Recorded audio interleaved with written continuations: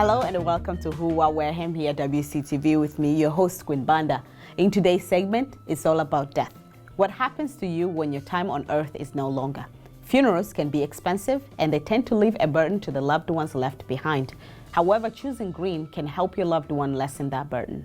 Our guest today will be sharing some highlights in a growing movement, green burial. With me in the studio is Heather Massey, a home funeral guide and advocate, and Candice Curry, a green burial advocate.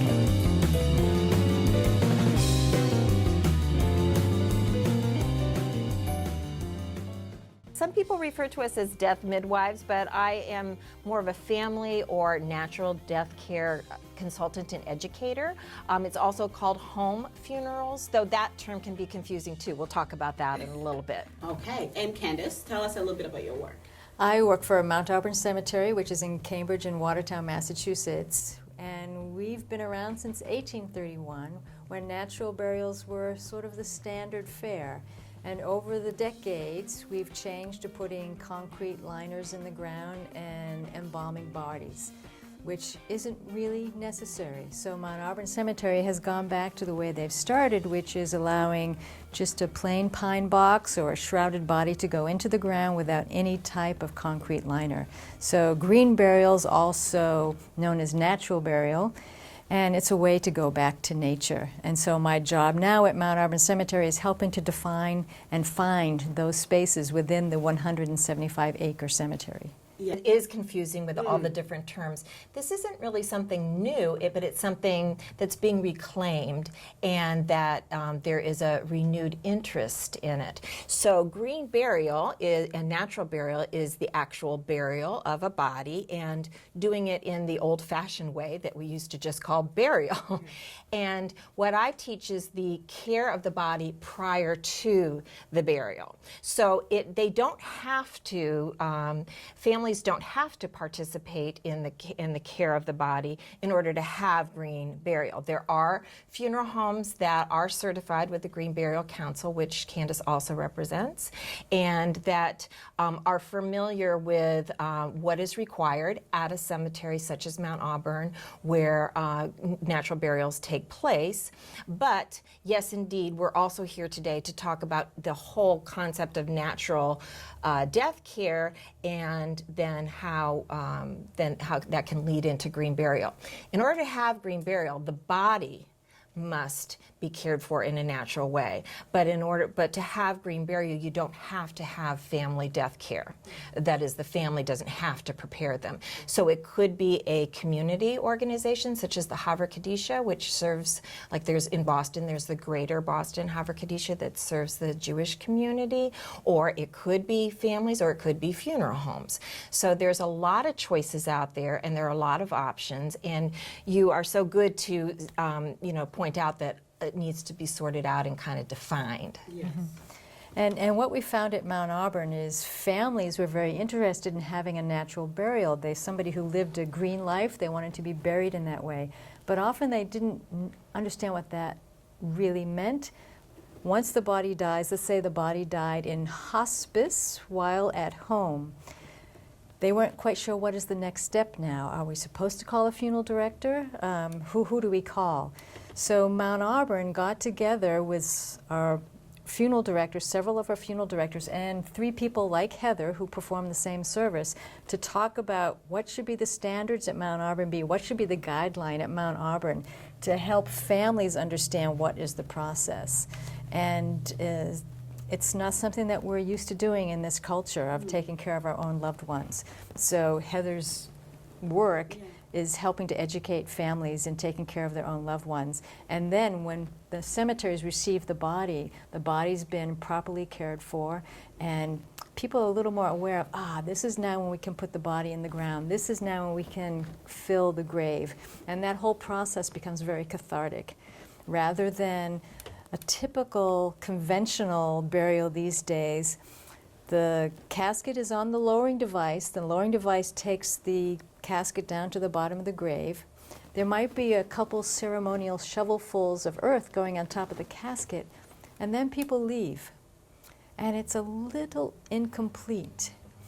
And so recently I had the chance to witness 2 of the natural burials at Mount Auburn where the family members actually filled in the entire grave. I was talking to the pastor at the second one, and he said, this is incredible. People's hearts are opening up. They're brightening up. While going through this process is so cathartic for people. And we've sort of denied that with the way we're doing conventional burials. But with this process, actually this physical labor of covering your loved one, there's no doubt about it that your loved one's down there now. Your loved one has died. This is supporting the grieving process. And it's really come to fruition, and it's really important. Now, what do you think, because it has been a while since we have been practicing the traditional burial, of just burying people as we used to in the past. And in other nations, I mean, I'm from Tanzania, and I recently was back there, and I went to a funeral, and I was able to see just how different it is from me attending a funeral here and me attending a funeral there. Everything that you were describing what took place is what took place over there, and nobody looked at it as a big deal. It's just a way of doing things. But I think like our culture here isn't used to this at all. I don't think even my mom has participated in something like this here while she was growing up. What do you think it would take for this culture to wake up and to see like, okay, we can participate in this? Do you want to answer that? Well, I think education, doing what we're doing today is a great start. I think a lot of it is education. Some is actually pushed by needs in terms of finances and or, family just wanting to do something personal themselves. And personalization to them doesn't mean more stuff, more products. They actually want to have some involvement. So what I think it really just takes education and exposure. I've heard so many times over and over after a home death care situation of folks saying, wow, I can't imagine doing it any other way, going forward. It just is so meaningful. Or like, why did we stop doing this? This makes so much sense. The biggest concern people have is caring for the body. We're not familiar with what that's like about taking care of a dead body.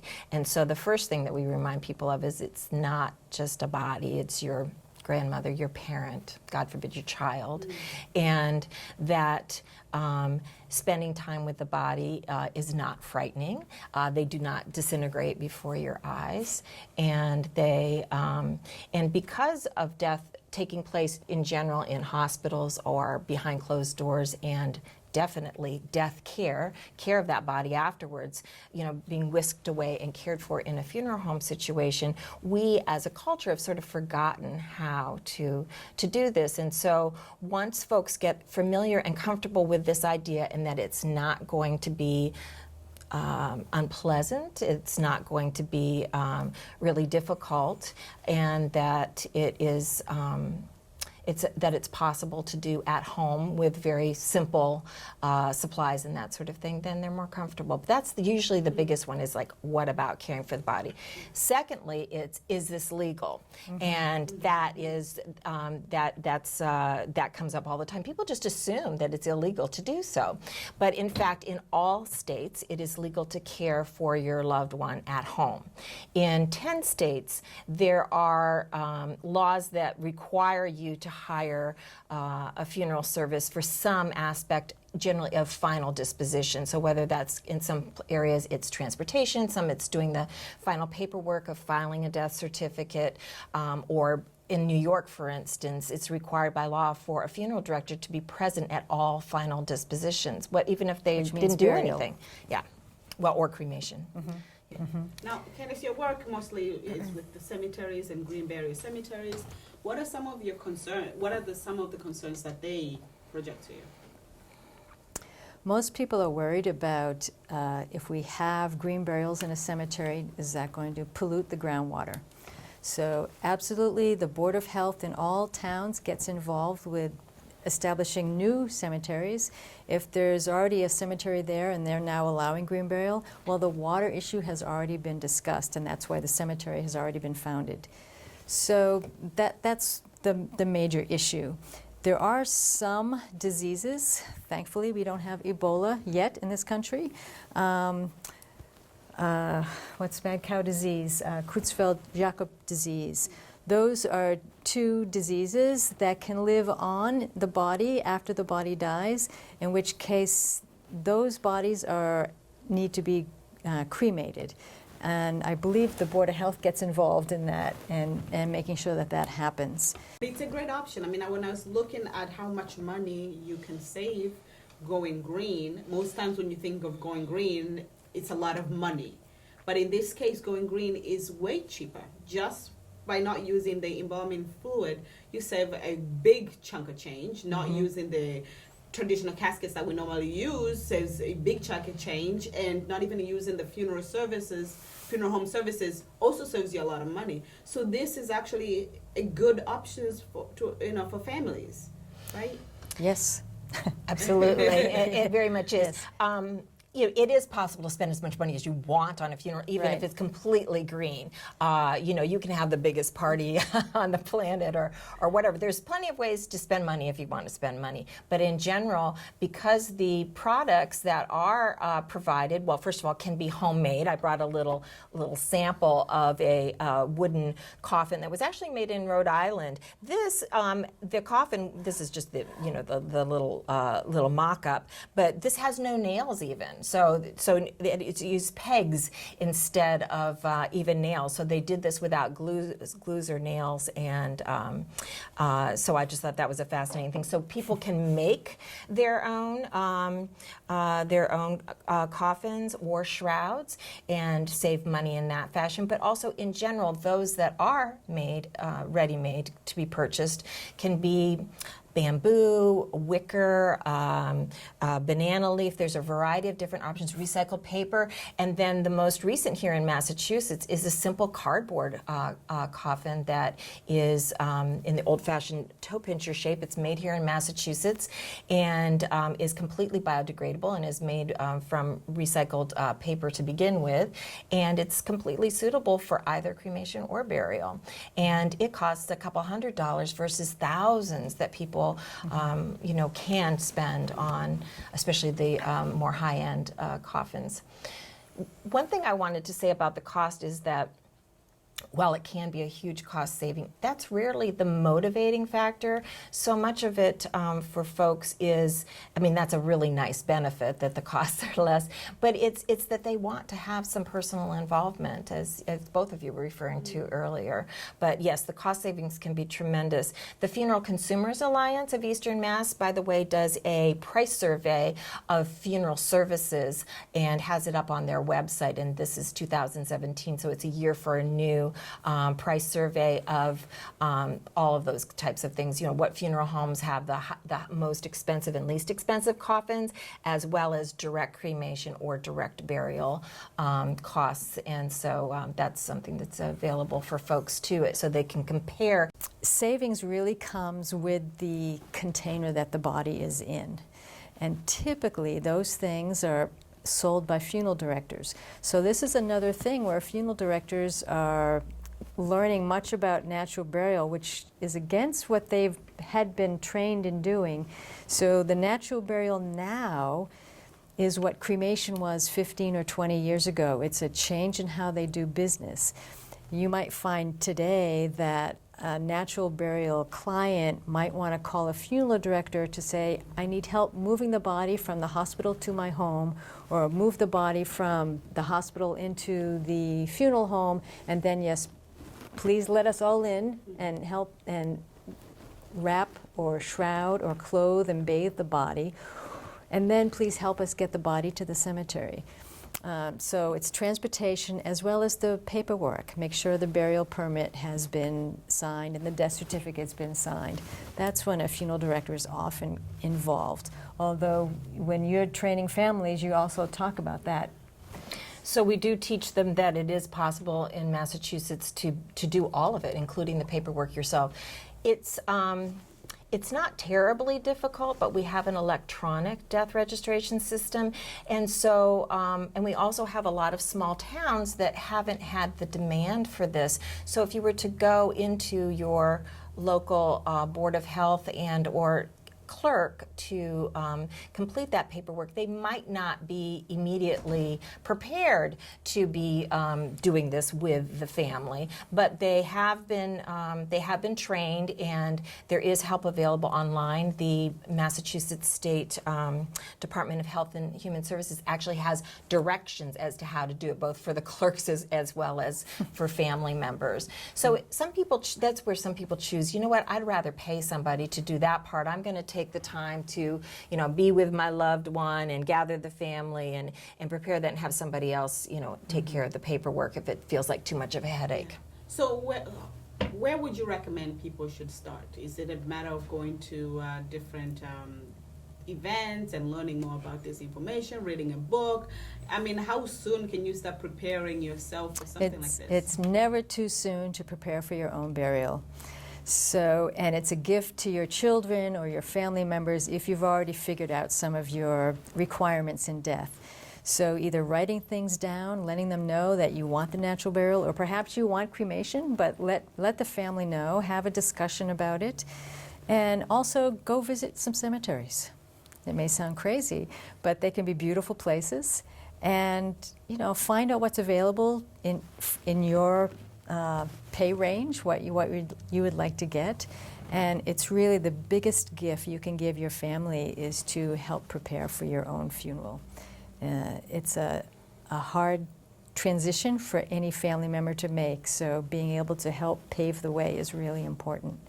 So my suggestion is first go local, see what you can find locally. Absolutely. I was going to say that as well. Like, for instance, not all cemeteries have, as Mount Auburn does, accommodations for natural burial at this point in time, but the more that they are asked, yes, then they will consider it. And Candice has been helping other cemeteries around the state and elsewhere to actually think about how to implement those, have some policies and procedures in place so that they can offer it. Because some towns think that their hands are tied, that they have requirements regarding a vault, and that has to happen. And so they, that's going to be the first reaction.